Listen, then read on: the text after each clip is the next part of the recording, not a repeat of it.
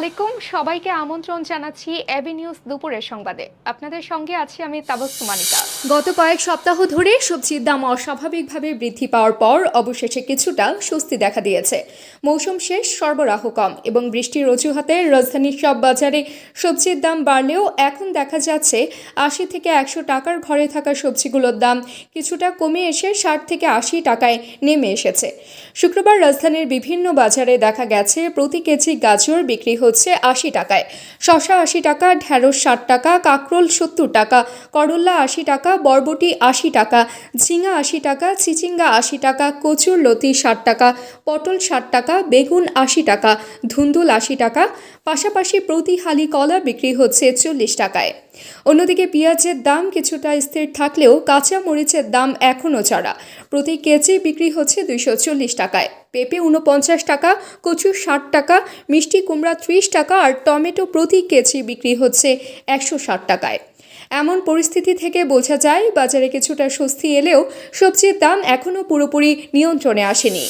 শুক্রবার সন্ধ্যার মধ্যে দেশের গুরুত্বপূর্ণ ১০ অঞ্চলে বজ্রসহ ঝড়ের আশঙ্কা প্রকাশ করেছে বাংলাদেশ আবহাওয়া অধিদপ্তর। এসব অঞ্চলে ঘণ্টায় সর্বোচ্চ ৬০ কিলোমিটার বেগে ঝোড়ো হাওয়ার সঙ্গে অস্থায়ী বৃষ্টি বা বজ্রসহ বৃষ্টি হতে পারে বলে পূর্বাভাস দেওয়া হয়েছে। অভ্যন্তরীণ নদী বন্দর সমূহের জন্য প্রকাশিত আজকের পূর্বাভাসে জানানো হয়, ফরিদপুর, কুষ্টিয়া, যশোর, খুলনা, বরিশাল, পটুয়াখালী, কুমিল্লা, নোয়াখালী, চট্টগ্রাম ও কক্সবাজার এলাকা এই ঝড়ের আওতায় আসবে। এই সমস্ত অঞ্চলের উপর দিয়ে দক্ষিণ বা দক্ষিণ পূর্ব দিক থেকে ঘণ্টায় ৪৫ থেকে ৬০ কিলোমিটার বেগে দমকা বা ঝোড়ো হাওয়া প্রবাহিত হতে পারে। প্রশাসন ও নৌবন্দর কর্তৃপক্ষকে এই পরিস্থিতিতে সতর্ক থাকতে বলা হয়েছে। বিশেষ করে নৌবন্দর সমূহের জন্য ১ নম্বর সতর্ক সংকেত দেখানোর নির্দেশনা জারি করা হয়েছে। ভারতের পশ্চিমবঙ্গের মুখ্যমন্ত্রী মমতা বন্দ্যোপাধ্যায় সতর্ক করে বলেছেন, প্রয়োজন হলে আবারও ভাষা আন্দোলন শুরু করতে হবে, কিন্তু মাতৃভাষাকে রক্ষা করতে হবে। এই মন্তব্য তিনি করেছেন বাংলার মহানায়ক উত্তম কুমারের মৃত্যুবার্ষিকী উপলক্ষে এক বিশেষ অনুষ্ঠানে, যেখানে তিনি বাংলা ভাষার উপর চলমান ভাষা সন্ত্রাস নিয়ে গভীর উদ্বেগ প্রকাশ করেন। কলকাতার ধনধান্য প্রেক্ষাগৃহে বৃহস্পতিবার অনুষ্ঠিত এই অনুষ্ঠানে মমতা বলেন, উত্তম কুমার আমাদের সকলের প্রাণের মানুষ। তিনি আমাদের দেশের গর্ব, জাতির গর্ব, সংস্কৃতির গর্ব। প্রতি বছর এই দিনে আমরা তাকে স্মরণ করি। তবে আজ আমি বলতে চাই, ভাষা, সভ্যতা ও সংস্কৃতি আমাদের জাতির মূল ভিত্তি। শিশু যখন প্রথম মা বলতে শেখে, তখন থেকেই আমরা মাতৃভাষায় কথা বলা শিখি, কিন্তু এই বাংলা ভাষার ওপর আজ ভাষা সন্ত্রাস চলছে। তিনি আরও বলেন, বাংলা ভাষায় যারা কথা বলেন তাদের উপর অত্যাচার করা হচ্ছে। এই পরিস্থিতি পরিবর্তন না হলে আমাদের সমাজকে জাগ্রত করতে হলে আবারও ভাষা আন্দোলন শুরু করতেই হবে।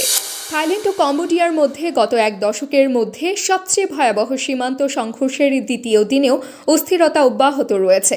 শুক্রবার এই সংঘর্ষে দুই দেশের সেনাবাহিনী একে অপরের দিকে ভারী কামান, রকেট ও রুশ নির্মিত BM-21 রকেট সিস্টেম দিয়ে হামলা চালিয়েছে, যার ফলে কমপক্ষে ১৫ জনের মৃত্যু হয়েছে বলে নিশ্চিত করা হয়েছে।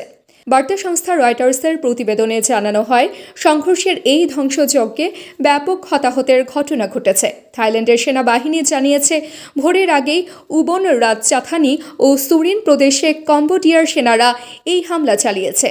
এর জবাবে তারা যথাযথ প্রতিরক্ষা ব্যবস্থা গ্রহণ করেছে এবং এই সংঘর্ষের জন্য দায়ীদের বিরুদ্ধে কঠোর ব্যবস্থা নেওয়া হবে বলে নিশ্চিত করেছে। এই সংঘর্ষের সূচনা হয় বৃহস্পতিবার একটি বিতর্কিত সীমান্ত এলাকায়। দীর্ঘদিন ধরে এই সীমানা নিয়ে বিরোধ চলে আসছে দুই দেশের মধ্যে।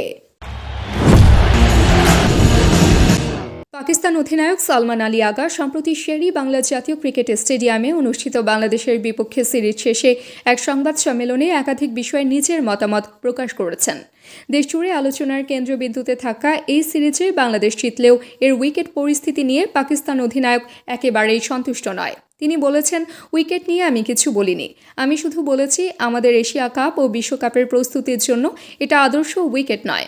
উইকেট নিয়ে আমার কোনো সমস্যা নেই। আন্তর্জাতিক ক্রিকেটার ও দল হিসেবে আমরা যেখানেই যাই না কেন কিংবা উইকেট পাই না কেন, সেটার সঙ্গে মানিয়ে নিতে হবে এবং পারফর্ম করতে হবে। সালমান আলী আগা আরও যোগ করেছেন, প্রথম 2 ম্যাচে আমরা আমাদের পরিকল্পনা বাস্তবায়ন করতে পারিনি। তারা যদি আমার কাছে এশিয়া কাপ ও বিশ্বকাপের প্রস্তুতির কথা জানতে চায়, তাহলে আমি বলবো আমরা যে ধরনের প্রস্তুতি নিতে চাচ্ছি সেটার জন্য এ ধরনের উইকেট নয়। আমার মনে হয় না এরকম পিচ আমরা সামনে কোথাও পাবো। দর্শক, টিভিতে আজকের খেলার সময়সূচি। ওল্ড ট্র্যাফোর্ড টেস্ট তৃতীয় দিন, ইংল্যান্ড ভারত বিকেল 4টা, সনি স্পোর্টস 1 ও 5। World championship of legends England দক্ষিণ আফ্রিকা রাত 9:30, স্টার স্পোর্টস 1। তৃতীয় টি20 ওয়েস্ট ইন্ডিজ অস্ট্রেলিয়া আগামীকাল ভোর 5টা, টি স্পোর্টস। দর্শক, এতক্ষণ আমাদের সঙ্গে থাকার জন্য ধন্যবাদ। আপনার প্রতিষ্ঠানের প্রচারের জন্য আস্থা রাখতে পারুন এবি নিউজে।